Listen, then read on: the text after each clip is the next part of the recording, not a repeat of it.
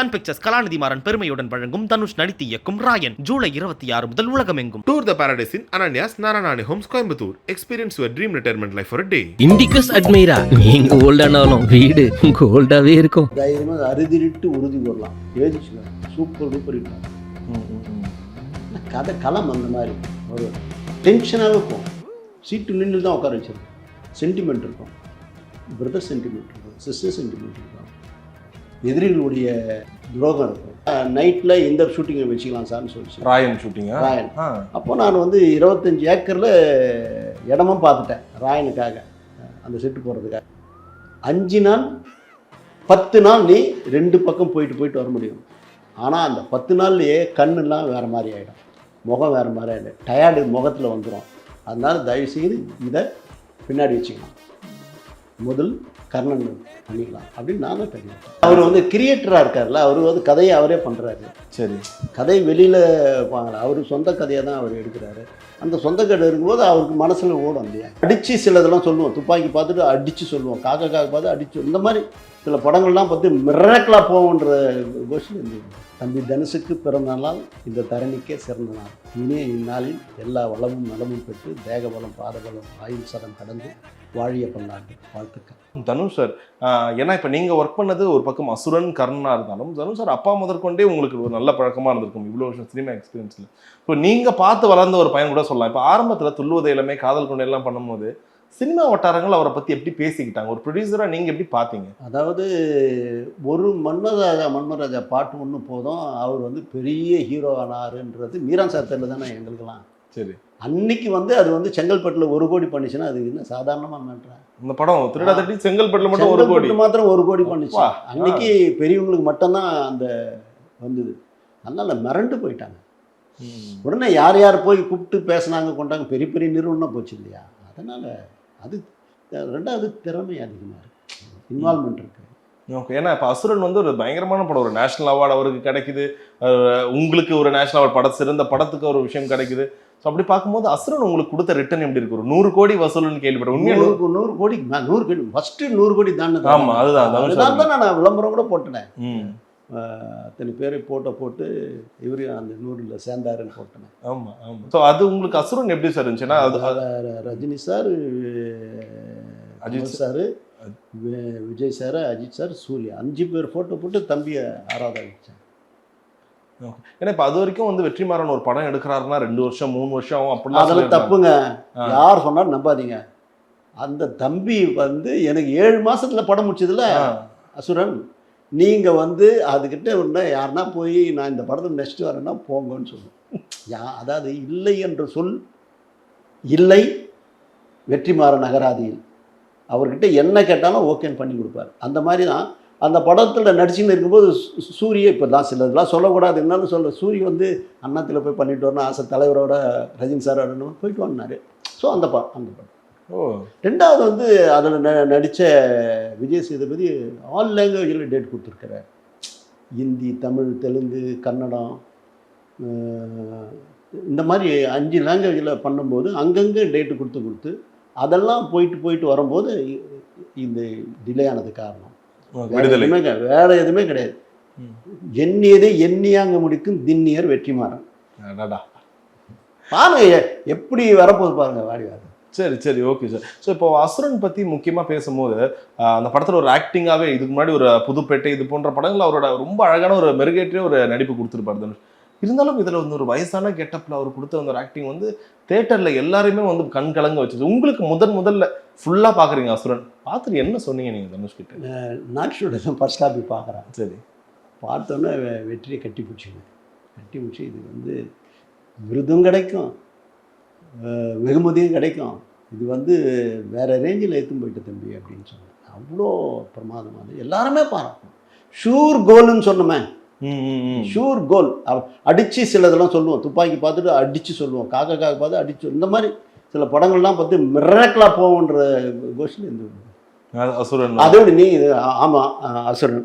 அதே நேரத்தில் கர்ணன் வரும்போதும் கொரோனா தைரியமாக ரிலீஸ் பண்ணி காமிச்சாங்க. ஆமாம், நிறைய பேர் சொன்னாங்களா உங்ககிட்ட இந்த டைம்ல பண்ணாதீங்க எல்லாம் சொல்லுவாங்க. எல்லாரும் பல நண்பர்கள்லாம் ஃபோன் பண்ணி எக்ஸிபியூட்டர், டிஸ்ட்ரிபியூட்டர், ஃபெடரேஷன் எல்லாம் கூப்பிட்டு இன்னும்னா கொழுப்பாக பிடிச்சிக்குது, பாதி பேர் தான் அலவுடு. அதுவும் திடீர்னு எந்த நேரத்தில் கேன்சல் ஆனாலும் ஆகும். நீ போய் ரிஸ்க் எடுக்கிறிய, இந்த படம் பிச்சின்னு போவோம், நீ பாரு அப்படின்னு சொன்னேன். 3 நாளில் எண்ணி வந்துச்சு. ஆனால் 2வது நாளே அவங்க வந்து 50% ஆக்குனாங்க. 3வது நாள் வந்து நைட் ஷோ கிடையாதுன்னாங்க. 4வது நாள் சண்டே கிடையாதுன்னாங்க. எல்லாத்தையும் தாங்கி எதிர்த்து போட்டு ஜெயிச்சு வந்து பெரிய வெற்றி கொடி நாட்டினேன்ல. நிச்சயமா. உங்களுக்கு எப்படி சார், இப்போ ஒரு படம் நீங்க சொன்ன மாதிரி ஒரு ஹீரோ ஃபர்ஸ்ட் ஒரு 50 கோடினா அடுத்து ஒரு 75 கோடி எடுத்து போவீங்க.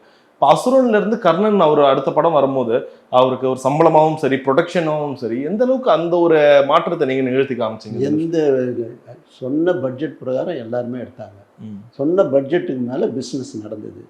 3 படமும் எனக்கு பெரிய லாபம். 3 படம் பெரிய லாபம் தான். ஓகே, 3 படம்னு சொல்லும் போது நான் உங்ககிட்ட ஒரு 4-5 இன்டர்வியூ எடுத்திருந்தாலும் நானே வருவேன் இன்டர்வியூ, எனக்கு ரொம்ப மறக்க முடியாது.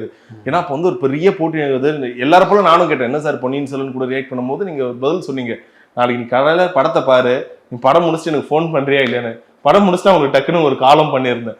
ஸோ அப்படி பார்க்கும்போது ஆனால் இப்போ வரைக்கும் அந்த ஒரு கேள்வி இருக்கும்ல, பொன்னியின் செல்வன் வரலன்னா நானே ஒரு இன்னும் பெருசா போயிருக்கேன். உண்மையிலே கண்டிப்பாக நல்லா போயிருக்கும். அதில் வந்து ஒரு ஒரு ஒரு விளம்பரத்தை வேறு மாதிரி, ஒரு பிரச்சாரத்தை வேறு மாதிரி பண்ணாங்க.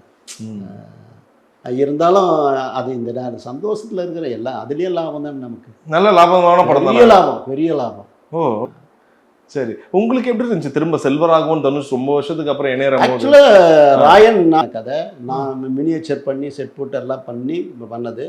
என்ன ஒன்றுனா தனுஷ் வந்து அசுரன் நடக்கும்போது பேரலனா நைட்டில் இந்த ஷூட்டிங்கை வச்சுக்கலாம் சார்னு சொல்லிச்சு. ராயன் ஷூட்டிங்கா? ராயன்.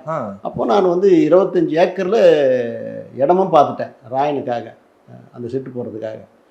அப்போ நான் சொன்னேன், இது கர்ணன் வந்து டைரக்டர் வந்து ரொம்ப இன்வால்மெண்ட்டாக பண்ணிட்டு இருக்கார். 5 நாள் 10 நாள் நீ 2 பக்கம் போயிட்டு வர முடியும். ஆனால் அந்த 10 நாள்லேயே கண்ணெல்லாம் வேறு மாதிரி ஆகிடும், முகம் வேறு மாதிரி ஆகிடும், டயர்டு முகத்தில் வந்துடும். அதனால் தயவுசெய்து இதை பின்னாடி வச்சுக்கலாம், முதல் கர்ணன் பண்ணிக்கலாம் அப்படின்னு நான் தான் தள்ளி விட்டேன். அப்போ ராயன் கதை உங்களுக்கு முன்னாடியே சொன்னேன். அருமையான கதையாச்சு. ஒரே ஏரியாவில் இந்த சைடு அந்த சைடு நடக்கக்கூடிய கதை. இப்போ சொல்லக்கூடாதுனாலும் படம் ரிலீஸ் ஆகும்போது அது வச்சு சூப்பர் கதை அது. சரி உங்களுக்கு அது எப்படி இருந்துச்சு? ஏன்னா நிறைய பேர் சொல்லுவாங்க சார், இன்ஃபேக்ட் டைரக்டராக இருந்து ஒரு சமுத்திரகனியன் சாராக இருக்கட்டும், எஸ். சூர்யாவாக இருக்கட்டும், இவங்களாம் இயக்குனராகி நடிகரானாங்க. அவங்க என்ன சொல்லுவாங்க, டைரக்ஷன் ரொம்ப ஒரு தலைவலி பிடிச்ச வேலை, எல்லாத்தையும் நம்ம தான் பார்க்கணும், கேப்டன் ஆஃப் த ஷிப். ஆக்டிங்காக இருக்கும்போது நல்லா இருக்கு. தனுஷ் ஆல்ரெடி இவ்வளோ ஒரு சக்ஸஸ்ஃபுல் ஆக்டராக இருக்காரு, இவ்வளோ கோடிகள் சம்பளம் வாங்குறாரு. இருந்தாலும் இந்த நடிப்பை விட்டுட்டுன்னு இல்லை, நடிப்போடு சேர்ந்து இந்த டைரக்ஷன் பண்ணுறது அது எப்படி ஒரு விஷயமா நீங்க பாக்குறீங்க? இல்லை, அவர் வந்து கிரியேட்டராக இருக்கார்ல, அவர் வந்து கதையை அவரே பண்ணுறாரு. சரி, கதை வெளியில் வாங்கலாம், அவர் சொந்த கதையை தான் அவர் எடுக்கிறாரு.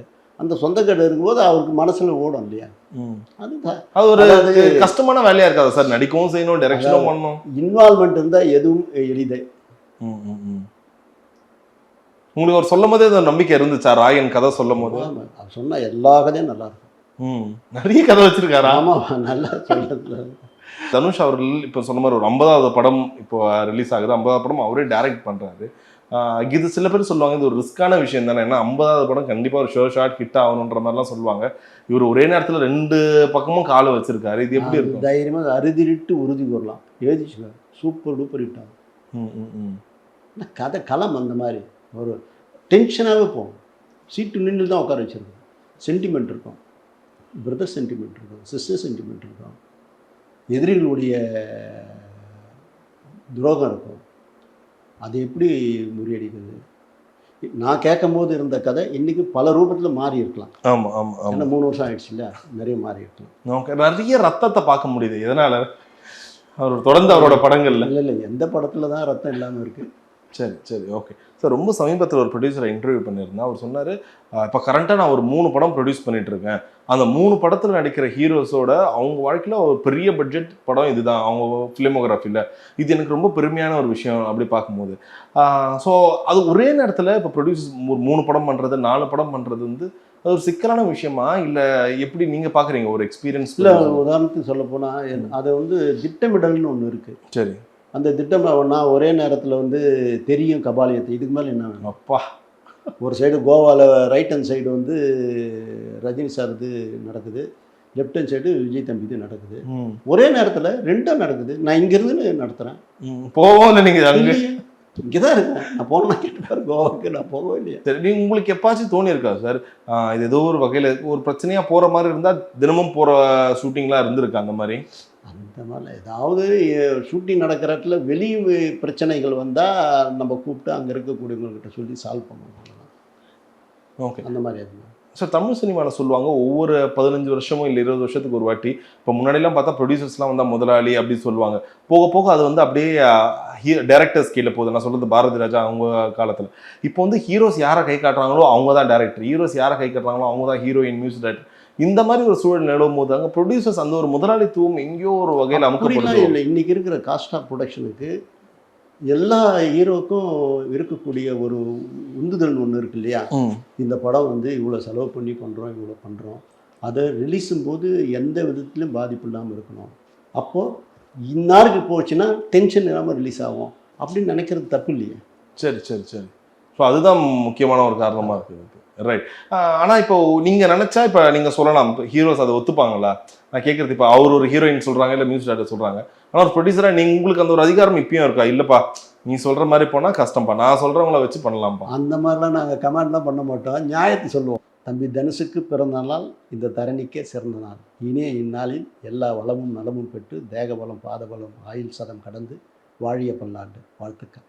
சன் பிக்சர்ஸ் கலாநிதி மாறன் பெருமையுடன் வழங்கும் தனுஷ் நடித்து இயக்கும் ராயன் ஜூலை 26 முதல் உலகமெங்கும். Tour the Paradise in Ananya's Naranani Homes, Coimbatore. Experience your dream retirement life for a day. Indicus Admira, நீங்க ஓல்டானாலும் வீடு கோல்டாவே இருக்கும்.